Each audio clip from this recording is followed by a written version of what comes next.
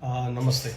ઘણા પેશન્ટ્સની એક એવી પણ ક્વેરી હોય છે કે કોઈ દર્દીને તમે મહિને એકવાર શુગર માપવાનું કહો, કોઈકને દિવસમાં 4 વાર માપવાનું કહો, કોઈકને અઠવાડિયે એકવાર માપવાનું કહો, તો કોઈને 15 દિવસે પણ એકવાર કરવાનું કહો, તો શુગર ક્યારે ક્યારે માપવું જોઈએ? હવે દરેક વ્યક્તિ છે ને એ અલગ અલગ છે.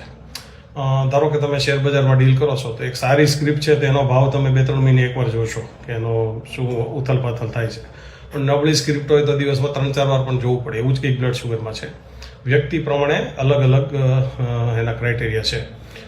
ઘણા એમ કહે છે કે હું ગ્લાયકેટેડ હિમોગ્લોબિન 3-4 મહિને એકવાર કરું છું, તો પછી મારે વારંવાર શુગર કરાવવાની શું જરૂર છે?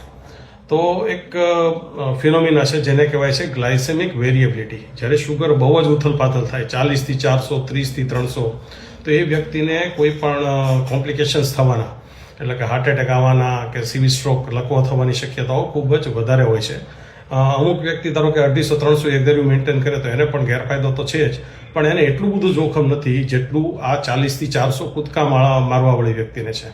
હવે આ બંને વ્યક્તિ 40થી 400 વાળી કે 250થી 300 વાળી, એ બંને વ્યક્તિનો જો તમે ગ્લાયકેટેડ હિમોગ્લોબિન એટલે કે HbA1c અથવા GHB કરો તો એ સરખું આવશે.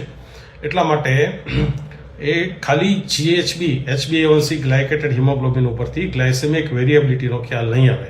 એટલા માટે જે CGMSના જે સેન્સર્સ લોકો પહેરે છે એના પણ ઘણા ફાયદા ગેરફાયદા છે, એની વિશે આપણે ક્યારેક વાત કરીશું. પણ ટૂંકમાં તમે ગ્લાયકેટેડ હિમોગ્લોબિન કરો એ એક રફ આઈડિયા આપશે તમારા ડાયાબિટીસ કંટ્રોલનો. પણ સમય સાથે ડાયાબિટીસ કેટલું ઊંચું નીચું થાય છે, ગ્લાયસેમિક વેરિએબિલિટી કેટલી રહે છે, એ જાણવા માટે સમયાંતરે અઠવાડિયે 1 વાર, 2 વાર, 15 દિવસે, મહિને શુગર માપવું જરૂરી છે. Thank you.